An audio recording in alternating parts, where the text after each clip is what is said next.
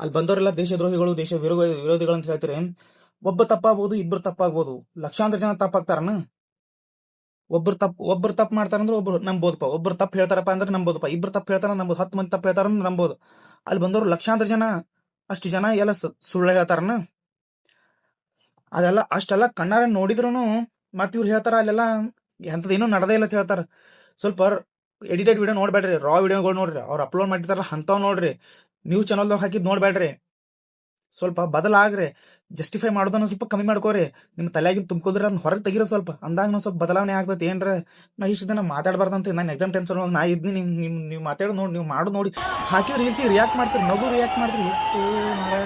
ಹೆಂಗತ್ತ ನಾನು ಮೆಂಟಾಲಿಟಿ ಎಲ್ಲೈತೆ ನಿಮ್ದು ಅನ್ಬೇಕನ? ನಾನು ಎಕ್ಸಾಮ್ ಟೆನ್ಷನ್ ನಾ ಇದ್ನಿ, ನೀವು ಹಾಕೋ ರಿಯಾಕ್ಷನ್ಗೆ, ನೀವು ಹಾಕೋ ರೀಲ್ಸ್ಗಳನ್ನ ನೋಡಿ ನನಗೆ ತಲೆ ಕೆಟ್ಬಿಡುತ್ತೆ.